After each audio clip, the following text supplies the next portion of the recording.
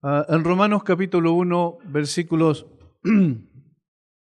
18 en adelante, vamos a leer solo algunos versículos para ver el contraste de lo que no debiésemos hacer y lo que sí positivamente vamos a hacer. Como introducción, luego vamos a tomar el Salmo 146.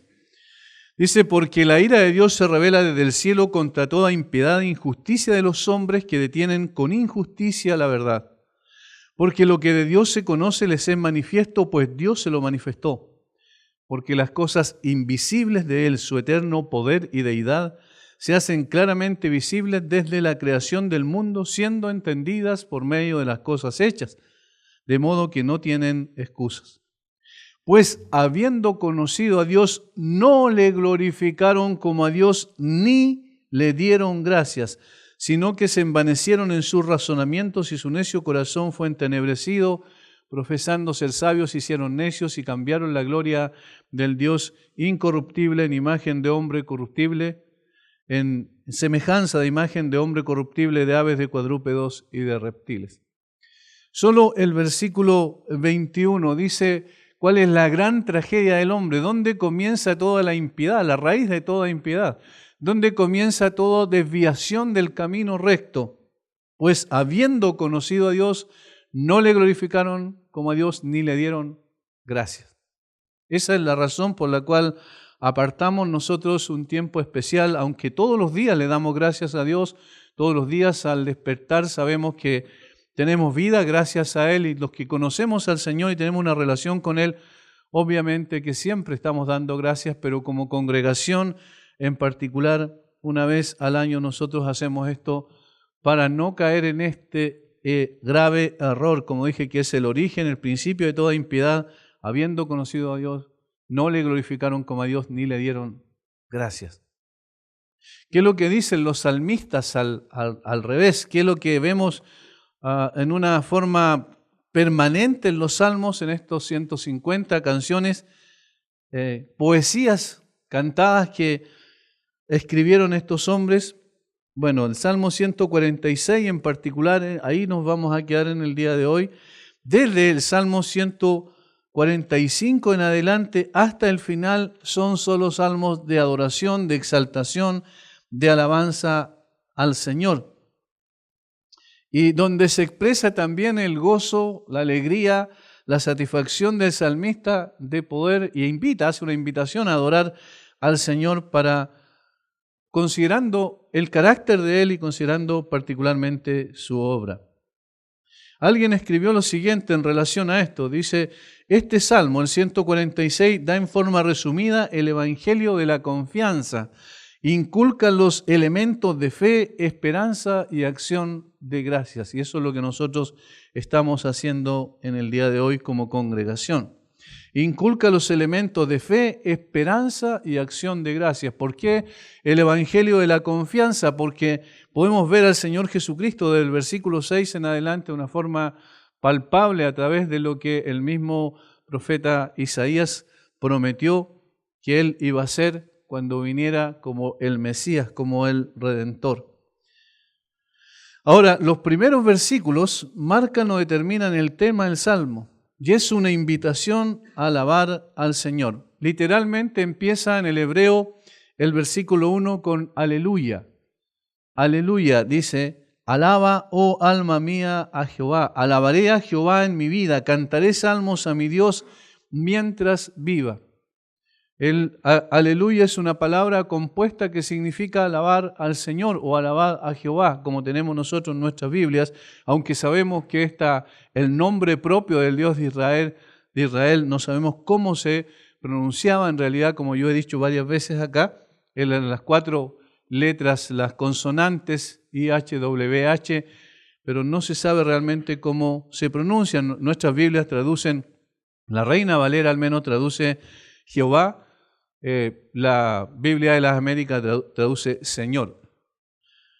Alaba, oh alma mía, a Jehová. Alabaré a Jehová en mi vida. Cantaré salmos a mi Dios mientras viva. Es la primera expresión del salmista que habla sobre sí mismo, sobre su propio corazón, sobre lo que él piensa respecto de Dios, lo que él quiere hacer delante de la presencia de su Dios. ¿Qué otra cosa? Uno piensa, ¿qué otra cosa podemos hacer frente al Señor? ¿Qué le podemos ofrecer a Él para pagar todos sus beneficios, todas sus bondades, toda su gracia y su misericordia? ¿Qué podemos hacer frente a un Dios tan extraordinario como el que revela las Escrituras, sino alabar su nombre, honrarlo, darle gracias, exaltarlo, estar siempre en una actitud de reverencia, honrando su glorioso nombre? Nosotros somos criaturas frente al Creador, nosotros somos dependientes frente a aquel que tiene el poder y la autoridad sobre todas las cosas. ¿Qué más podemos hacer frente al Señor? Eso es lo que nos hace reflexionar el Salmo. Fíjense que en los versículos 1 y 2 el salmista personaliza su propia experiencia. Y esa es una de las cosas extraordinarias de los salmos, que es una experiencia personal que ellos tienen con Dios. Lo que me llama siempre la atención es el conocimiento que ellos tenían de este Dios al cual adoraban y al cual invitaban a honrar y alabar con todo su corazón. Varias cosas incluye estos primeros dos versículos. Yo voy a mencionar dos esencialmente, según lo que aparece aquí en el texto. Alaba, oh alma mía, a Jehová. Lo primero es una alabanza personal e integral. Alma mía, dice el salmista. Es una alabanza personal e integral. Es una forma preciosa en que se expresan los salmistas cuando hablan de sí mismos, es decir, miran hacia su corazón, hacia su ser interior y dicen, alaba, alma mía, a Jehová. Es algo profundo. La alabanza a Dios no es meramente, como muchas veces se ha confundido, cantar. La alabanza no es solo la expresión de los labios que dicen algo. La alabanza es la expresión del corazón, del alma, del ser interior, que honra a quien lo redimió. Lamentablemente muchas veces hemos confundido las cosas y a través del tiempo la iglesia se ha llenado de cosas que tienen que ver con la externalización de algo, es decir, a través de los labios nosotros decimos cosas, nos comprometimos y hacemos una cantidad de cosas que en realidad no son reales en el corazón. Pero ¿cuál es el problema? Que quizás que estamos desconociendo que Dios conoce perfectamente el corazón y quiere que la alabanza a Él, la honra a Él sea también de nuestra alma, integralmente. ¿Recuerdan cuál es el primer y más grande mandamiento? Amarás al Señor tu Dios con todo tu corazón, con toda tu alma, con toda tu mente y con todas tus fuerzas. Eso es integral, no es algo superficial, no es el cumplimiento de algo simplemente. Cuando nosotros decimos hoy tenemos culto de adoración, sí, siempre es adoración. Siempre, si es una escuela dominical, si es solamente enseñanza, también es adoración. Se adora a través de la enseñanza. Se adora a través de la alabanza, se adora a través de nuestras actitudes, de la forma en cómo vivimos. Se honra a Dios por medio de las decisiones que tomamos, cuando lo colocamos a Él en primer lugar y entendemos que nadie puede ocupar el lugar que ocupa Dios en cuanto a guiarnos y conducirnos en ciertas cosas que nosotros necesitamos decidir cada día. Eso es alabanza.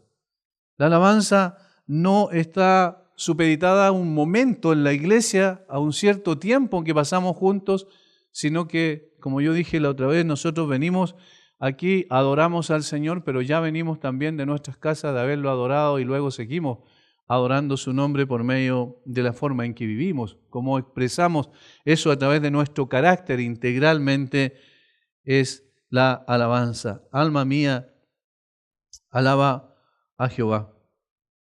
Lo segundo que menciona el salmista ahí en el versículo 2 es, alabaré a Jehová en mi vida, cantaré salmos a mi Dios mientras viva. Notemos la reiteración.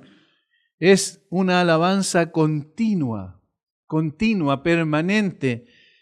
Alabaré a Jehová en mi vida y cantaré salmos a mi Dios mientras viva. ¿Cuánto vamos a vivir? ¿Cuánto tiempo vamos a pasar en esta tierra? ¿Cuándo llegará el momento en el que el Señor nos tome y nos lleve a su presencia, nos llame a través de la muerte, o venga Él y por su iglesia, por los suyos, y nos lleve a su presencia? ¿Cuánto tiempo vamos a estar aquí en esta tierra? Obviamente solo el Señor lo sabe, Pero el tiempo que sea que pasemos en esta tierra debe ser una continua adoración, alabanza, exaltación de su nombre. Por eso el salmista dice, cantaré salmos a mi Dios mientras viva. ¿Qué otra cosa puede permanecer para siempre sino la adoración a Dios? Todas las demás cosas que hagamos aquí en esta tierra van a ser circunstanciales, momentáneas, tienen un valor en la medida en que digamos, sirven para ciertas cosas que necesitamos aquí en la tierra, pero no tienen valor eterno a no ser de que todo lo hagamos con el deseo y el anhelo de poder honrar el nombre de nuestro Dios. Todo el ser del creyente debe estar involucrado en la alabanza, un corazón santificado, una mente entrenada en la palabra de Dios, un alma consagrada al Señor, alaba al Señor en cada momento de su vida. No solo a veces. Por eso no debemos confundir. A veces, lamentablemente, tomamos estos tiempos como ciertos rituales, donde nadie quiere fallar porque es una sola vez al año y entonces quiere participar y está bien, pero cuando lo tomamos como un ritual aparte de lo que la iglesia hace comúnmente, siempre en forma permanente, equivocamos el camino. Por eso no alabamos al Señor solo cuando nos reunimos como congregación, sino cada día y todos los días, mientras tengamos vida. Eso es lo que dice el salmista. ¿No será esta la función que vamos a cumplir eternamente? ¿No será esta la tarea que debemos realizar por la eternidad? Y si entonces esto es lo que vamos a hacer para siempre, necesitamos empezar a hacerlo hoy. Necesitamos empezar a hacerlo como algo constante, como algo permanente. Mientras estemos en el cuerpo, debemos hacer eso. La Confesión de Fe de Westminster dice que el fin principal del hombre es glorificar a Dios y gozar de Él para siempre. El fin principal del hombre es conocer a Dios, glorificar a Dios, y gozar de Él para siempre. Y en tanto que estemos entonces aquí en esta tierra, debemos disfrutar de esta relación personal con Dios. Toda la Biblia está estructurada de esa manera. Dios se revela a través de su creación, los cielos cuentan la gloria de Dios y el firmamento anuncia la obra de sus manos. ¿Para qué? Para poder mostrar la grandeza, el poder, la sabiduría de Dios. El carácter de Dios se revela por medio de la revelación especial que son las Escrituras. ¿Pero para qué? Para que lo conozcamos, para que lo amemos, para que lo honremos, para que lo sirvamos. La salvación tiene como propósito que nuestra vida aprenda a honrar y a glorificar al Señor que se revela por medio de su palabra. Entonces, después de que plantea el tema y lo comienza en el versículo 1 y 2, el versículo 10 es como la otra etapa del libro, ¿cierto? El versículo 1 y 2 es la primera, en la portada vamos a decir, el versículo 10 es la otra etapa del libro, termina, reinará Jehová para siempre, tu Dios, oh Sión, de generación en generación, y termina con la misma palabra con la que empieza el Salmo, aleluya. Ahora, en medio de él tenemos el cuerpo del Salmo o las razones por las cuales hemos de honrar al Señor. Versículo 3 y 4 empieza con una negación, después para hacer algo después en términos positivos. Notemos, no confiéis en los príncipes ni en hijo de hombre, porque no hay en él salvación. Pues sale su aliento y vuelve a la tierra. En ese mismo día perecen sus pensamientos. Parece que estuviese fuera de lugar estos versículos. ¿Por qué no, piensa uno, después de decir, alabaré a Jehová en mi vida, cantaré salmos a mi Dios mientras viva, ¿por qué no sigue con bienaventurado aquel cuyo ayudador es el Dios de Jacob, cuya esperanza está en Jehová su Dios, y comienza a describir toda la grandeza de la obra de Dios? ¿Por qué toma esto como una especie de paréntesis y lo coloca entre medio estos dos versículos, versículos 3 y 4? ¿Cuál será la razón? ¿Qué es lo que quiere destacar el salmista por medio de esto? El Señor conoce perfectamente nuestro corazón. Recordemos que los salmistas escribían de acuerdo a su propia experiencia con Dios, pero lo que ellos escribieron, lo que quedó plasmado aquí fue guiado, conducido por el Espíritu Santo. De tal manera que el Señor tenía una intención especial a través de establecer estos dos versículos antes de poder decir quién es Dios y por qué es bueno confiar en Él, era necesario colocar un contraste, porque Dios conoce nuestro corazón. ¿Qué es lo que dice nuestro corazón? Que siempre estamos confiando en el hombre, que siempre estamos mirando al ser humano como una especie de estándar, un modelo por el cual, o para, digamos, para seguirlo o para descansar en lo que pueda hacer esa persona. En el mundo político eso es evidente. Cada vez que llega una elección, ¿qué es lo que ocurre con la gente? Incluso los creyentes. A veces entran en debates muy fuertes a través de las redes sociales, hoy día como ese es un medio de expresión muy fuerte, una serie de debates respecto a quién es mejor y que yo voy a ir por acá. ¿Qué es lo que están haciendo cuando dicen eso? ¿No están confiando en el hombre? ¿No están descansando en lo que ese hombre que promete puede darles a través del ejercicio de una función política? Cuando vemos, por ejemplo, en estos días, anteayer creo, aparecieron en los medios nacionales algunas, digamos, una situación que da vergüenza de un teleevangelista, no sé de qué parte, ni siquiera lo leí porque en realidad fue vergonzoso eso, de un hombre que decía que Dios le había dicho que tenía que tener un jet de 54 millones de dólares. Y entonces estaba pidiendo a la gente el dinero para tener ese jet con el propósito de decir que Dios lo había bendecido de esa manera. 54 millones de dólares y uno dice, pero eso es ridículo, es absurdo. Pero ¿saben lo que no nos damos cuenta? Que hay millones de personas que lo siguen. ¿Y cómo millones de personas van a confiar en ese hombre cuando lo único que él está tratando de hacer, y eso, la intención es evidente, es poder sacar el dinero de la gente y vivir a costa de lo que ellos puedan dar? Eso es lo mismo que un asalto. Están asaltando a las personas, pero la gente no se da cuenta porque está poniendo su mirada ¿dónde? En el hombre. El caso también emblemático del sacerdote Karadima, ¿recuerdan? En el bosque en Santiago, que hasta el día de hoy está bien en boga también por lo que está pasando con la Iglesia Católica. Pero ese hombre tenía el control absoluto, total de la gente. ¿Y cómo la gente lo podía seguir de tal manera que no podían ver más allá de lo que veían a este hombre como una persona especial que se comunicaba directamente con Dios, que tenía un magnetismo tan grande, propio de los grupos sectarios en todo caso, pero eso era un culto finalmente a la personalidad? ¿Cómo podían confiar tanto en él? Dios conoce nuestro corazón y sabe que estamos inclinados a confiar en el hombre antes que en él. Y por eso, antes de mostrar el cuadro extraordinario de la grandeza, la belleza, la perfección de Dios y su obra, entonces coloca un cuadro negro atrás. Hay una publicidad en los canales de cable que dice que cuando el fondo es negro se aprecian mucho mejor los colores. Y es verdad. Cuando hay un fondo negro es mucho más nítido cada uno de los colores. Y esto es, en definitiva, lo que pasa con los versículos 3 y 4 en consideración con lo que posteriormente viene del versículo 5 al 9. Hay necesariamente un fondo negro aquí. Y la exhortación es, no confiéis en los príncipes, ni en hijo de hombre, porque no hay en él salvación, pues sale su aliento y vuelve a la tierra. En ese mismo día perecen sus pensamientos. No confiemos en el hombre. Eso es lo primero que está diciendo.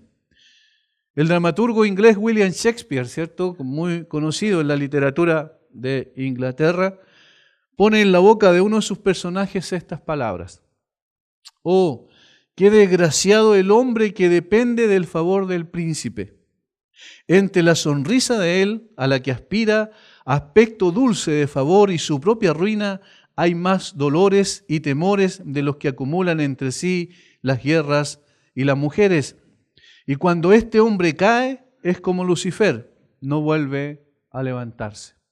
Eso es lo que coloca Shakespeare en boca de uno de sus protagonistas de lo que él está escribiendo. Está diciendo que es muy desgraciado el hombre que confía en el príncipe. Y la verdad, hermanos, es que eso es lo que pasa en realidad cuando colocamos nuestra confianza en el hombre, caemos juntamente con el hombre cuando cae. Pasa también dentro del mundo evangélico cuando alguien coloca su confianza tanto en una persona, en un pastor o en quien sea que esté guiando, liderando un grupo, cuando cae ese líder, caen juntamente todos. Por eso es que el culto a la personalidad no está permitido dentro de la iglesia. En la iglesia hay un solo Señor y a Él nosotros honramos. En la iglesia hay uno solo que fue el que murió en la cruz en nuestro lugar, pagó por nuestros pecados y resucitó de entre los muertos y está sentado a la diestra del Padre. Y a Él nosotros honramos. No descansamos en lo que Dios o en lo que el hombre puede hacer por nosotros. No confiamos en Él, sino confiamos en el Señor. Porque Él es el único que merece nuestra confianza y es el único que merece también nuestra alabanza. Miren lo que dice. Veamos algunas cosas que menciona allí respecto del hombre. No confiéis en los príncipes ni en el Hijo del Hombre, porque, y esta es la explicación, porque no hay en él salvación. Y me encanta porque apunta justo al tema central, a la necesidad más grande del ser humano. ¿Cuál es la necesidad más grande de nosotros? La salvación. El hombre está condenado, perdido absolutamente en delitos, muertos en delitos y pecados, y no tiene ninguna opción de poder acceder a la salvación confiando en otro hombre. ¿Por qué? Porque el hombre no puede darse a sí mismo salvación, menos puede salvar a otro. El hombre no tiene poder para salvar. Nadie, ni el más grande de los hombres en esta tierra, ni el más poderoso, ni el gobernante más extraordinario que tenemos aquí puede salvar. De hecho, como dije, ni él mismo puede salvar su propia alma. ¿Cómo entonces podemos confiar en el hombre? El hombre no puede, es impotente, sus promesas son frágiles, sus convicciones débiles, su poder nulo. Todos aquellos que en él confían no tienen esperanza. Isaías, capítulo 40, en un texto muy emblemático que siempre citamos cuando vemos también la grandeza de Dios para mostrar su poder y su autoridad que tiene sobre todos los seres humanos, lo expresa de una manera extraordinaria. Capítulo 40, versículos 21 de Isaías en adelante. Dice, ¿no sabéis? ¿No habéis oído? ¿Nunca os lo han dicho desde el principio? ¿No habéis sido enseñados desde que la tierra se fundó? Él está sentado sobre el círculo de la tierra, cuyos moradores son como langostas. Él extiende los cielos como una cortina, los despliega como una tienda para morar. Él convierte en nada a los poderosos, no confiéis en príncipes. Y a los que gobiernan la tierra hace como cosa vana. Y miren la descripción aquí, versículo 24. Como si nunca hubieran sido plantados, como si nunca hubieran sido sembrados, como si nunca su tronco hubiera tenido raíz en la tierra. Tan pronto como soplan ellos, se secan y el torbellino los lleva como a hojarasca. Así es el hombre. Y así son los poderosos. ¿Cómo podemos confiar en el hombre si no tiene la capacidad de poder dar aún lo que promete a través de sus discursos extraordinarios? La retórica que manifiestan los políticos deja a la gente con la boca abierta. El propio Adolf Hitler dice la historia que podía estar hablando horas y horas frente a la multitud y la gente con la boca abierta, asombrada, escuchando lo que él estaba diciendo. Sin embargo, sabemos a qué ruina llevó a Alemania este hombre. Cuando confiamos en el hombre, no podemos descansar en que tenemos un sustento firme en el cual apoyarnos. Primero, porque Él no puede salvar a nadie. Él no tiene salvación en sí mismo. En segundo lugar, versículo 4, pues sale su aliento y vuelve la tierra. En ese mismo día perecen sus pensamientos. Cuánto orgullo que tenemos, ¿verdad? Siempre cuando alguien muere, y cuando uno va a oficiar un culto de esta naturaleza, cuando una persona muere, uno ve la desolación de la gente, de los familiares, cuando estos no tienen un conocimiento o no han llegado al conocimiento del Dios verdadero mientras vivieron en esta tierra. ¿Por qué? Porque allí se ve la impotencia. Allí todos los logros, todos los títulos, todos los honores que recibió en esta tierra no sirven absolutamente de nada, porque se acabó todo. No tiene ninguna esperanza. Pues sale su aliento y vuelve a la tierra. Miren la frase esta, tiene dos partes, es muy expresiva en términos poéticos. Pues sale su aliento, es decir, comienza a vivir y vuelve a la tierra y ya murió. Es una forma de hablar sobre la brevedad de la vida, sobre lo corto que es la vida, cómo tan insignificante es. El salmista dice que es como una de las vigilias de la noche que ya pasó, en Salmo 90. Dice que es como la neblina, que en la mañana, ¿cierto?, aparece, a las horas después ya no está. Dice que es como la flor de la hierba. Y dice que es como la hierba del campo, también lo expresa el salmista en el Salmo 90, que crece en la mañana y en la tarde se seca y muere.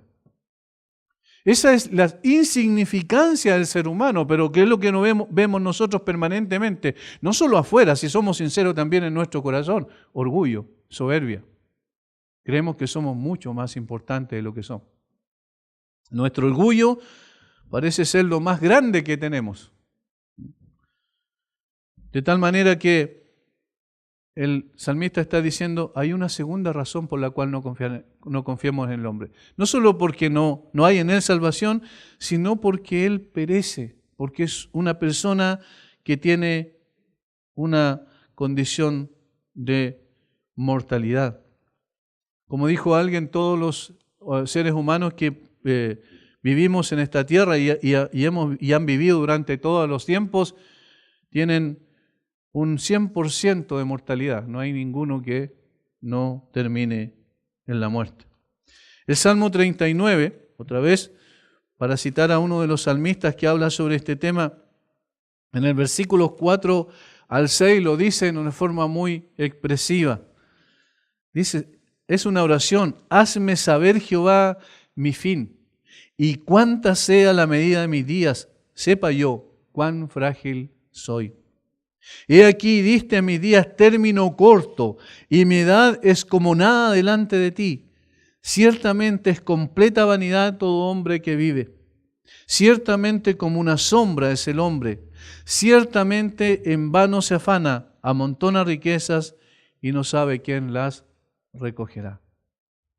¿Cuántas veces utiliza este término amén, amén? Ese es ciertamente, ciertamente, ciertamente, ciertamente. 4 veces en el texto dice con toda seguridad, con toda certeza, absolutamente así va a ser. ¿Recuerdan cuál es la primera vez que aparece esta palabra en la Biblia? En Génesis capítulo 2. El día que comieres de esta fruta, ciertamente morirás. De este árbol ciertamente morirás. Es para mostrar la brevedad, la insignificancia del hombre frente a la grandeza, la excelencia, la perpetuidad, la eternidad de Dios. Por tanto, todos los proyectos que con tanto esfuerzo el hombre realiza en esta tierra o piensa en realizar, el mismo día que expira, perecen juntamente con él. Todo pensamiento que no es invertido en Dios no tiene ningún fruto permanente. El día de la muerte perece juntamente con él. Todo pensamiento que no es invertido en Dios no tiene ningún fruto permanente. Y esto es lo que muchas veces olvidamos en el transcurrir de nuestra vida aquí en la tierra. Por eso es que lo que viene a continuación es exaltado de una manera especial, es mucho más nítido, más claro cuando lo comparamos con la insignificancia del ser humano. No hay en él salvación y es una persona que pasa, que sus días son muy cortos. De tal manera entonces que confiar en el hombre es como apoyarse en una frágil rama que no puede sostenernos. Aún el más sabio de los hombres, sus pensamientos más brillantes son tan perecibles como él.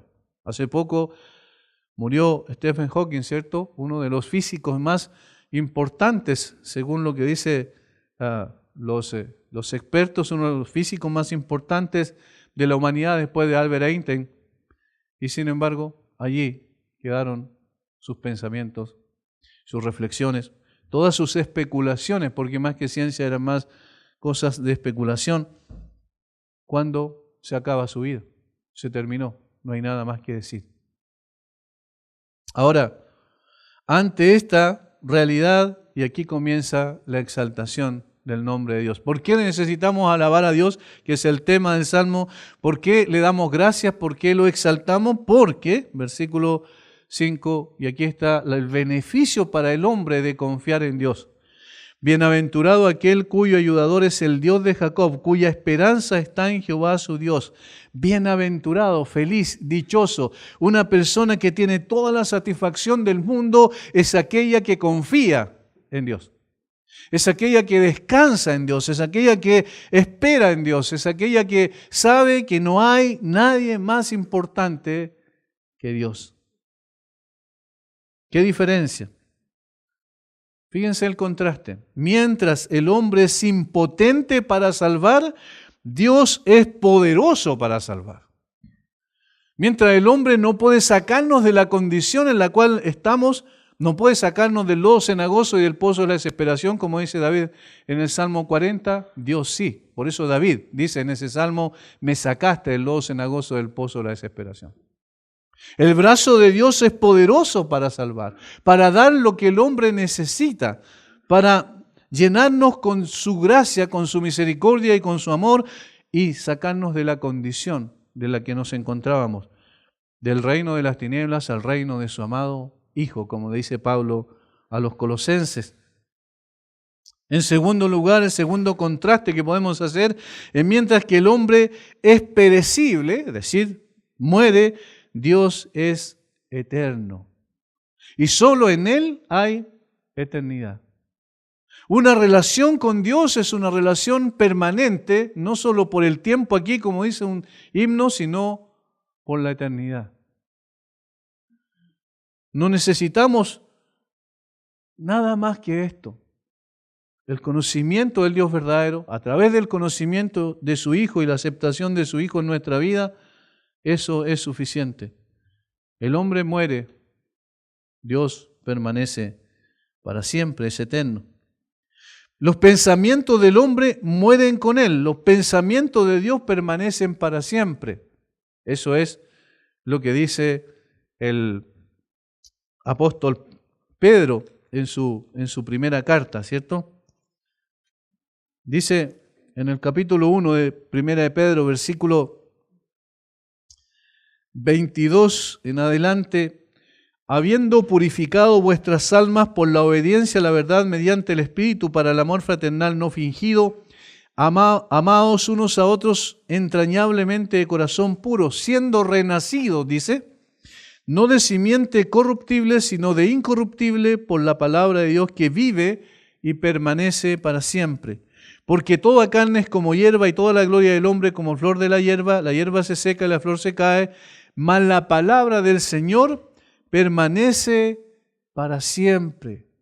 La palabra del Señor permanece para siempre y por eso es que nosotros confiamos en lo que Dios ha dicho en su palabra. Estamos seguros de que Él, como es veraz, ha dicho la verdad y son fieles las promesas que Él ha hecho. Y la promesa es arrepentidos y creed en el Evangelio. Esa es la exhortación y la promesa es que tendremos vida eterna. Otra comparación que podemos hacer, mientras que todos los planes y proyectos del hombre tienen fecha de término, caducan en un momento, cuando el momento de la muerte, los de Dios se efectúan perfectamente con resultados también perfectos. Los planes de Dios son inviolables. Lo que Dios ha decretado desde la eternidad se va a cumplir cabalmente cada uno de ellos. Los que Él escogió delante de la fundación del mundo van a ir llegando a los pies de Cristo en el momento en que Él así lo ha determinado. Cada una de las cosas que están ordenadas o preordenadas van a acontecer ciertamente. Lo que hicieron con el Señor Jesucristo, sabemos, no fue un accidente, sino obedeció a un plan perfecto de Dios. Los planes de Dios son perfectos, se ejecutan de una forma perfecta y sus resultados también son evidentes. Los planes del hombre quedan frustrados. Los planes del hombre se terminan cuando el hombre termina aquí en esta tierra sus días. Bienaventurado aquel cuyo ayudador es el Dios de Jacob, cuya esperanza está en Jehová su Dios. Y entonces comienza a decir, miren, no solo confíen en Dios por lo que Él es, sino confíen en Dios por lo que Él hace. Versículo 6 en adelante. Dice, el cual hizo los cielos y la tierra, el mar y todo lo que en ellos hay. Dios es el que creó todas las cosas. En Él se expresa, ¿qué cosa? Poder y sabiduría en la creación del mundo. Y podemos agregar autoridad. Poder, sabiduría y autoridad. Para crear todo de la nada, como sabemos, como dicen los teólogos ex nihilo, para crear todo de la nada, tiene que haber tenido un poder o tiene que tener un poder extraordinario, más allá de lo que podemos medir. Como dice Pablo, que es inmedible, es insondable la sabiduría de Dios también para poder ordenar todas las cosas de una manera perfecta. Sabemos que incluso la ciencia ha apoyado la descripción de que todas las cosas obedecen a un orden establecido, preestablecido, a un orden perfecto. Sabemos que si estuviésemos un poquito más cerca del sol, nos abrazaría, ¿verdad?, con su calor y se consumiría la tierra. Si estuviésemos un poquito más lejos, nos congelaríamos. Es decir, cada cosa que Él creó la puso en su debido lugar con el propósito de crear al hombre, después en un punto azul pequeño, insignificante en el universo, pero todo lo que hizo lo hizo alrededor de ese propósito, de crear a un hombre hecho a imagen y semejanza de Él, para tener una relación con Él, para que este hombre devuelva el amor a Dios en alabanza, en adoración, en exaltación. El hecho de que Dios sea el creador nos ayuda a entender que Él tiene autoridad sobre toda la creación, que tiene poder y dominio sobre todas las cosas y también tiene un propósito expreso por la cual creó todo lo que creó. Por ejemplo, el apóstol Pablo cuando escribe sobre el Señor Jesucristo dice, porque en Él fueron creadas todas las cosas, porque por medio de Él fueron creadas todas las cosas y porque para Él fueron creadas todas las cosas. Es decir, hay un origen, el origen es el Señor, hay un medio, el medio es el Señor Jesucristo y hay un propósito, la gloria de su nombre. Y todas las cosas fueron creadas por Él y para Él. Esto nos ayuda a poder colocar en el contexto correcto las cosas, para poder entender que si todas las cosas que Él creó obedecen a sus preceptos, a sus propósitos, nosotros que somos criaturas hechos a imagen y semejanza de Dios y que hemos sido redimidos por la sangre gloriosa del Señor Jesucristo, necesitamos inclinar nuestro corazón delante del Creador y poder adorarlo y honrarlo por el hecho significativo de que Él es un Dios con poder, sabiduría y autoridad. Lo segundo que le dice allí, tengo menos tiempo hoy, así que voy a avanzar más rápido, que guarda verdad para siempre. Ese es Dios, que guarda verdad para siempre. Está diciendo que no solo Dios es el creador, sino que también Dios es fiel. Esto, verdad y fidelidad van de la mano. De hecho, los términos después en el Nuevo Testamento son afines, este término de fidelidad y verdad. Dios es fiel, guarda verdad para siempre. Podemos confiar en Dios porque Dios es veraz. No confiamos en el hombre porque el hombre es mentiroso. No son mis palabras, es lo que dice Pablo en los Romanos, digamos en la carta a los Romanos. Sea Dios veraz y todo hombre mentiroso. De tal forma que Dios es absolutamente confiable. No sé si les ha pasado, y quizás con las otras personas también con nosotros, cuando nosotros nos comprometemos a algo, decimos algo y después no necesariamente lo cumplimos. Somos personas que fallamos muchas veces, pero Dios no falla jamás. Todo lo que Él dijo, ha hecho. Todo lo que Él prometió, lo ha cumplido. La fidelidad de Dios es quizás más palpable en algunos versículos, de una forma mucho más nítida, de Josué, capítulo 21, versículos 43 en adelante. Yo quiero solo llevarles a esto para que reflexionemos sobre la fidelidad de Dios, como Él promete y cumple absolutamente. Él es veraz. Está terminando la repartición de las tierras en Canaán, ¿cierto? En la tierra prometida. Josué capítulo 21, versículos 43 al 45. Y esto es lo que escribe Josué. De esta manera dio Jehová a Israel toda la tierra, escuchen bien, que había jurado dar a sus padres. Toda la tierra. Y la poseyeron y habitaron en ella. Y Jehová les dio reposo alrededor conforme a todo lo que había jurado a sus padres. Y ninguno de todos sus enemigos pudo hacerle frente, porque Jehová entregó en sus manos a todos sus enemigos. Versículo 45. No faltó, ¿qué dice? No faltó palabra de todas las buenas promesas que Jehová había hecho a la casa de Israel. Todo se cumplió. Así de fiel es el Señor. El adverbio de cantidad aparece muchas veces. Todas las cosas, todo, y al final termina, todo se cumplió. Todo. Por eso es que es bueno confiar en el Señor. Por eso es que podemos estar seguros de Él. Él siempre, todo lo que ha dicho, lo ha hecho, y todo lo que ha prometido a futuro, lo hará.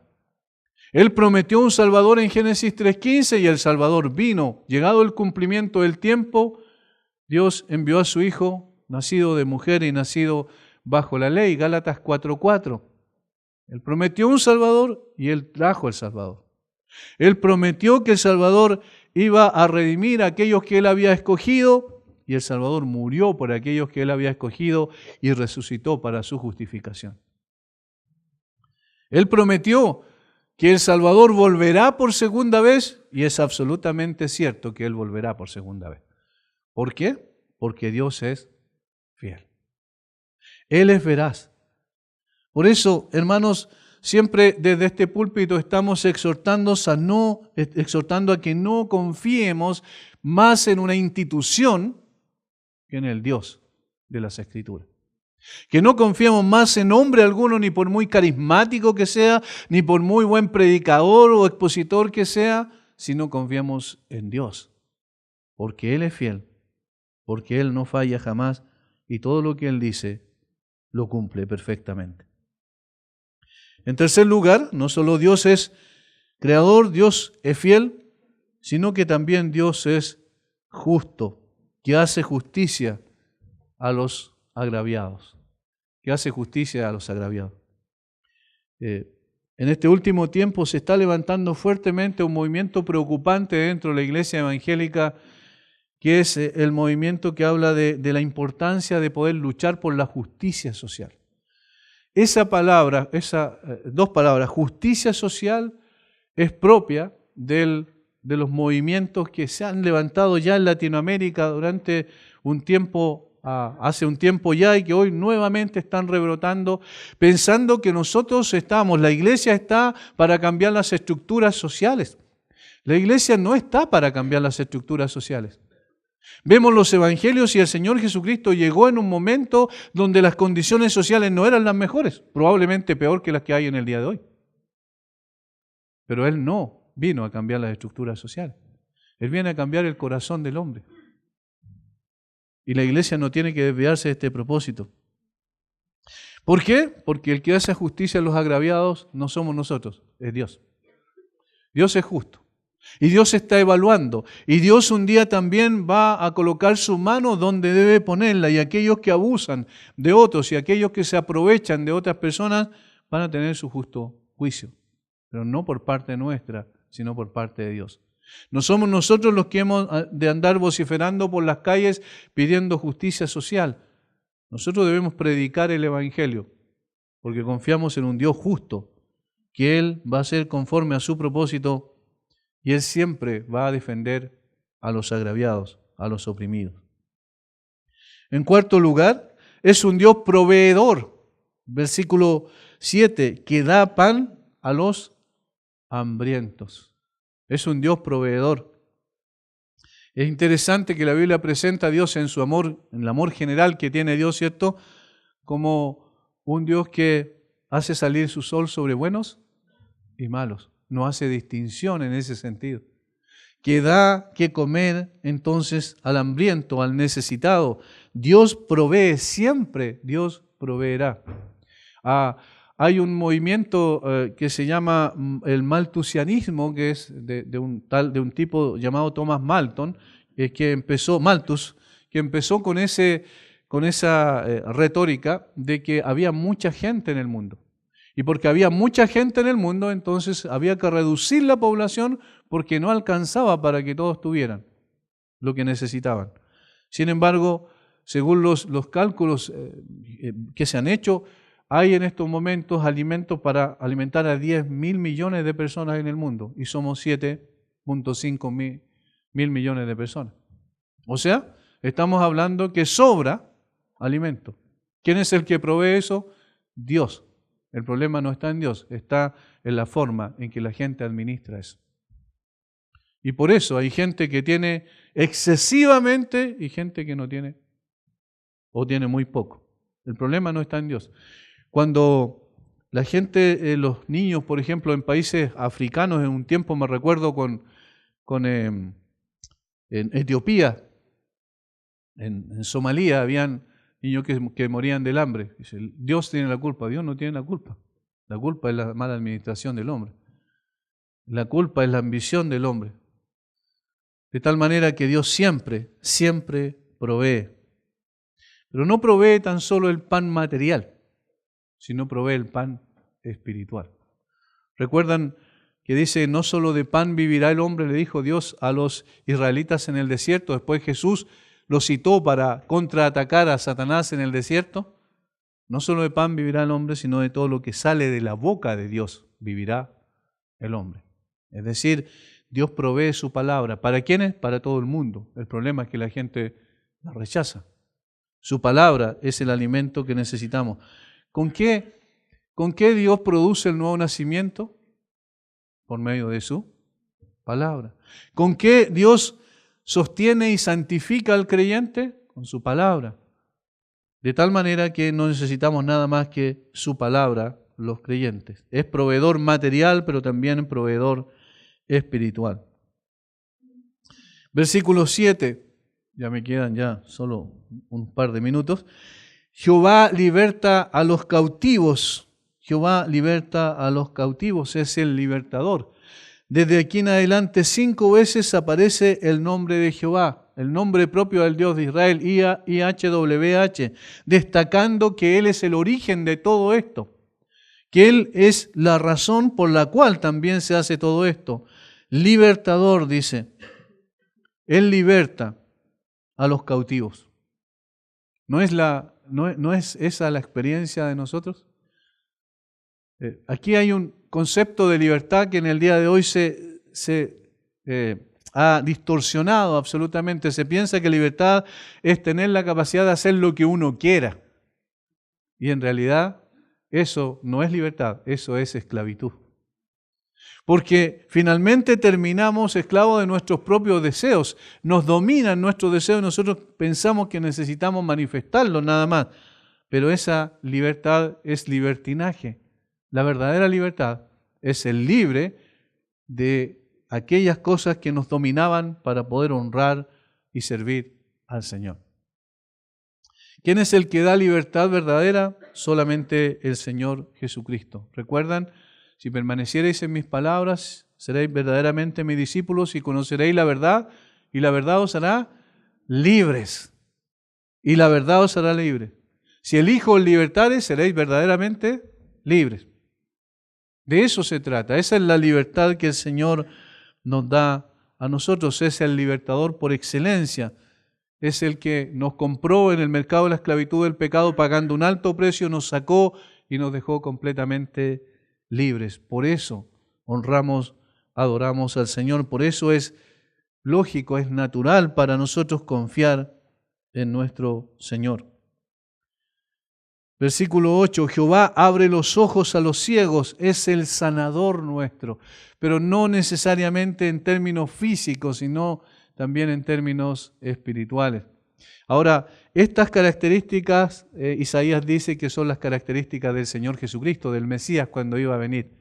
Recuerden cuando Juan tuvo la duda y envió a sus discípulos, y el Señor Jesucristo le dice a sus discípulos, a los discípulos de Juan estaba encarcelado en ese momento por Herodes, y el Señor le dice, los ciegos ven, los cojos andan, los cautivos se les proclama libertad, ve y dile eso a Juan. ¿Y eso qué significaba?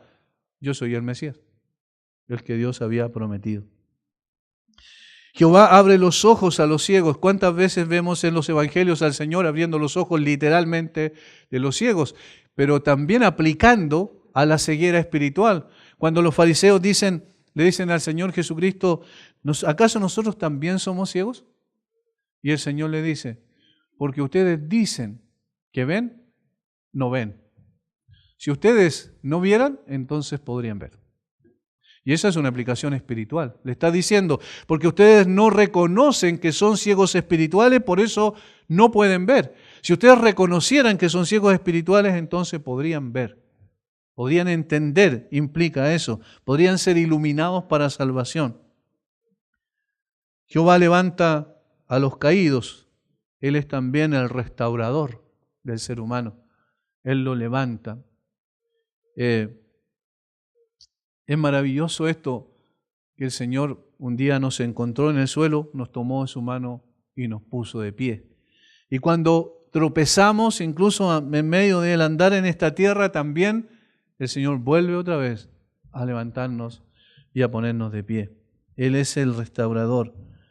Jehová ama a los justos. Su amor es para todos, su amor general es para todos, pero su amor específico su amor redentor es para algunos. Eso es lo que dice la Biblia, para aquellos que Él ha escogido de antes de la fundación del mundo. Jehová ama a los justos, Él es amante.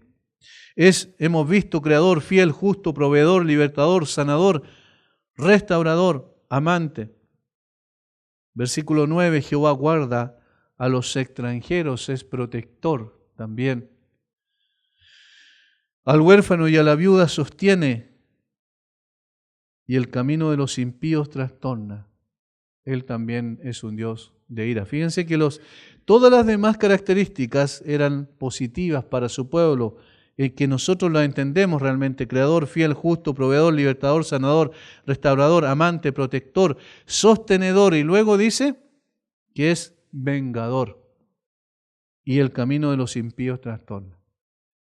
Es decir, su poder va a venir un día con juicio, no para restaurar ni sanar, sino para poder ejecutar el juicio que merecen todas las naciones, todos aquellos que no han doblado sus rodillas delante del Dios creador. Termina el Salmo: reinará Jehová para siempre, tu Dios, oh Sión, de generación en generación. Aleluya. ¿Es bueno confiar en Dios? Absolutamente. Pero esa confianza tiene que traducirse también en acciones de gracias consecuentemente. Si efectivamente hemos confiado en Dios, si sabemos quién es Él, si entendemos su carácter perfecto y su obra gloriosa, no queda otra cosa que honrarlo, que adorarlo. No queda otra cosa que elevar nuestras acciones de gracia a ese Señor precioso, maravilloso, que nos ha dado el privilegio de ser llamados hijos suyos, el título más grande que podamos tener algún día. Hijo de Dios, Él reinará para siempre. Su reino no tiene fin. Los príncipes van y vienen, los gobernantes van y vienen. Hoy hay uno, mañana hay otro, y así sucesivamente. Pero el trono de Dios es firme, estable y permanece para siempre. Y por eso nuestras acciones de gracias, por eso nuestra adoración, nuestra gratitud a Él. Hay algo importante que nosotros debemos recordar siempre. Si hay canciones bonitas a veces que tienen como un lindo una linda carga emotiva, pero que a veces no son tan bíblicos, como por ejemplo que nosotros vamos a estar en el cielo y le vamos a dar gracia a quien nos predicó el Evangelio. Eso no aparece en la Biblia, pero es lindo. ¿Es emotivo? No. ¿Dónde va a estar puesta nuestra mirada? En el Cordero, en que está sentado en el trono y el Cordero. Y a Él lo vamos a alabar. Y a Él le vamos a dar gracias, porque fue Él el que murió en nuestro lugar. Agradecemos como seres humanos aquí en la tierra a quienes Dios usó como instrumento. Pero en el cielo toda la alabanza y la gloria y la honra va a ser solamente para el Señor. Padre, gracias por tu palabra. Gracias por llevarnos a un salmo, Señor, en esta hora para reflexionar, simplemente meditar acerca de lo que significa el hecho de que tú eres nuestro Dios, nuestro Señor. Que independiente de las cosas que enfrentemos en esta tierra, Señor, podemos confiar absolutamente en ti y solamente en ti. Podemos descansar en que tú eres un Dios bueno, maravillosamente bueno, lleno de amor y misericordia, tardo para la ira, como dice tu palabra, y grande en misericordia. Y podemos saber, Señor, que nosotros no podemos confiar en el hombre, porque obviamente el hombre es frágil, porque el hombre en él no hay salvación y porque perecemos, Señor, todos, aún el hombre más inteligente, sabio y poderoso de esta tierra, no tiene poder para salvar y un día termina también en la muerte. Pero tú eres un Dios que permanece para siempre. Tus pensamientos se ejecutan, Señor, tus planes y propósitos se ejecutan en forma perfecta. Y nosotros disfrutamos del hecho de saber que tú eres un Dios tan bueno con nosotros que enviaste a tu Hijo a morir en la cruz en nuestro lugar. Y ese hecho, el Evangelio de Jesucristo, es el tema más glorioso de las Escrituras. Señor, bendice a cada uno de mis hermanos y que podamos honrarte a ti, darte la gloria y la alabanza que solo tú mereces. Oramos en el nombre de Jesús. Amén.